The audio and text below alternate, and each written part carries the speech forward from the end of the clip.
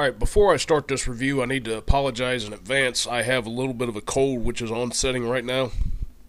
So if I sound funny, please bear with me on this. I'll try and stay on topic as much as possible and not hack, cough, sneeze, or ralph or any disgusting thing associated with this unpleasant ailment that I have. This is a review for Shazam Volume 1 of the New 52, written by Geoff Johns and Gary Frank, both of whom did Batman Earth 1, which I thought was okay, and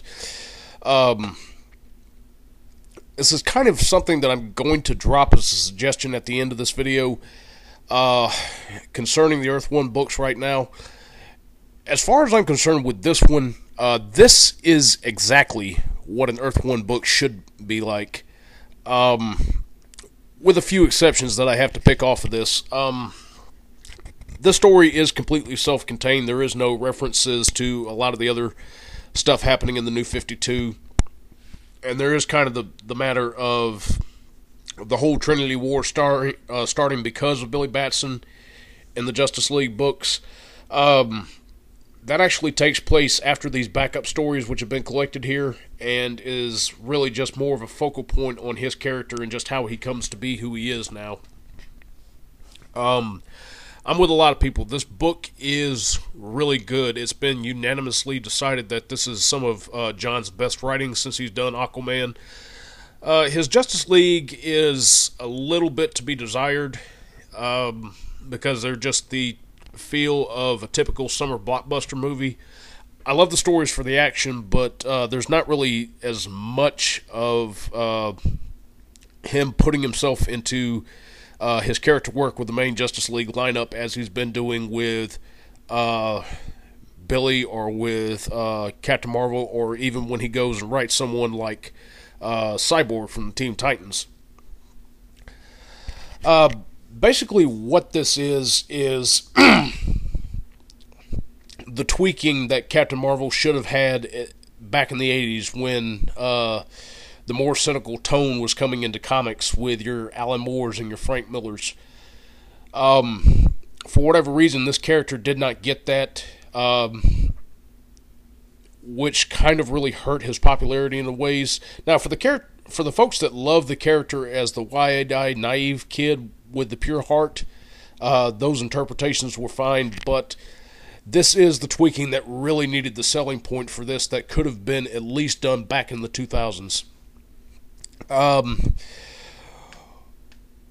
What Johns decides to do is that, the kid can't always maintain the pure heart. He's been shuffled through the foster care system so many times that he's just turned into this cynical little asshole. I've also bumped him up. He's now a 15-year-old kid instead of a 10-year-old kid, which, with the way that the superhero stories now are starting to adapt the more realistic tone and kind of the identifying feature characteristics for our characters that we like, this is something that he needs. We can really get where Billy's coming from with this, and once he meets up with the foster family that takes him in, his cynicism is understood. The fact that he's an asshole to some of the other kids that's there, which you don't really like him for, but you can also understand where he's coming from with it. It's good stuff. My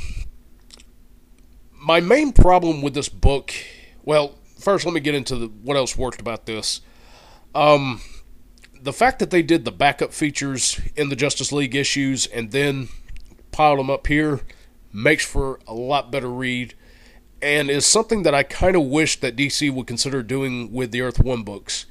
If you're wanting to do Earth 1 versions of your characters, I kind of realize now that the Superman story should have been at the back of the Superman issues. The same with Batman, the same with the Earth 1 Wonder Woman that Morrison is working on, if that ever comes to be.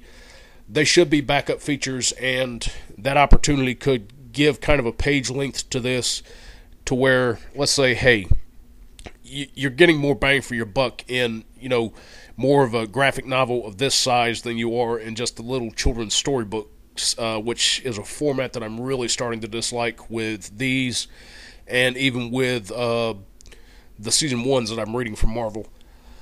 My complaints with this right now, there's a lot of good characterizations in here, but my problem with this is that this kind of reads like Volume 1 of Grant Morrison's Action Comics. If you read that, you're going to be a little bit upset because there's way too much shit going on in here. The references that they throw out to other things that pertain to the Captain Marvel mythology or even certain villains is fine, but we have way too many characters eating up time in here. We get the kids that are also Billy's adopted brothers and sisters. Freddie is part of the family, Mary is part of the family, and the three kids from the Flashpoint storyline that were part of the Captain Thunder makeup are out of this. And I'm more in the fact, too, that this should have been called Captain Thunder instead of Shazam, but it is what it is now. At least it takes out the stupid Captain Marvel Jr. out of this, or the Shazam Jr., which could have really ruined the feel of this book. With this, Johns has tapped in and gotten really good characteristics, but he's also kind of overloaded this book with so much Captain Marvel mythology. He had a good pacing for the Aquaman, which really worked out fine, and he even made up some shit for the first 4 issues, which kind of worked for this, but this is kind of the cliff notes on everything that is Captain Marvel. I'm slightly disappointed with the fact that Black Adam has to exactly be the go-to villain for this character, because if anybody has not read comics and the outside knowledge of Captain Marvel, his one villain is going to be Black Adam, which I'm fine with, but with the few Captain Marvel interpretations I've set through, I kind of wish we had a little bit more.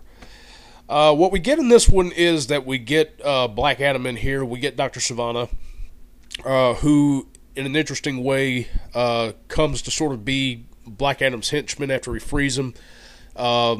He can see magic now, and kind of reintroduces Black Adam to the new world now. Shazam himself, or the Wizard, as he's simply referred to in this, is a lot more interesting.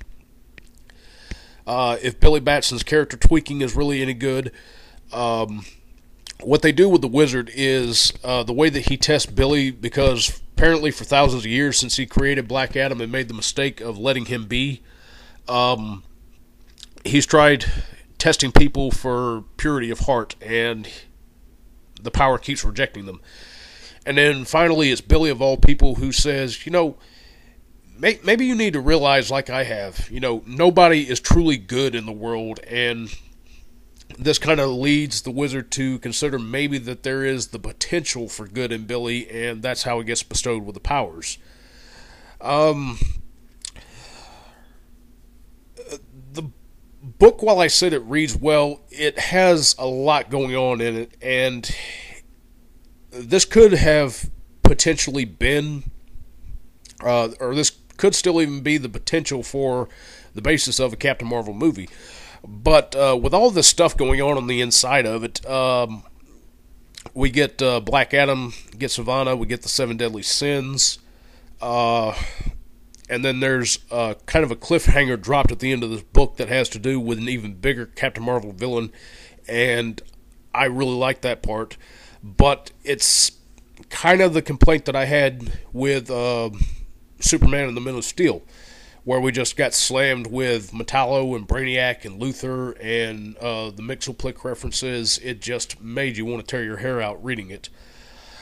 And added to the fact, too, is that we get into the story. The villains are kind of fleshed out a little bit, too, with the exception of the 7 Deadly Sins and the asshole rich father who just has it in for the Batson's adopted family. Black Adam is really the only villain that has any kind of understandable motivations and an interesting backstory. If you sit down and read it, there's a twist with it that you can kind of figure out as you get through it, but it's still good enough to where it pays off in this, and there's a lot of really crazy stuff that happens in this. but kind of comes apart at the end just a little bit as we get to the last 10 or 15 pages and everything wraps itself up as quickly as possible. This is a good story, besides the problems that I pointed out with it. There are a lot of good things in here for you. This definitely should kind of tweak your interest in Captain Marvel, or at least the Shazam character, which it's here to stay, as much as I hate to say. This definitely is a fine selling point, because there is a series that Johns does have plans for next year, because he is leaving Aquaman, and I would really like to see where it goes, especially with the cliffhanger. Do yourselves a favor, go out, buy this book. If you're kind of having hesitations about the New 52, this is kind of a selling point that would attract you to a character. It's just great, and there's really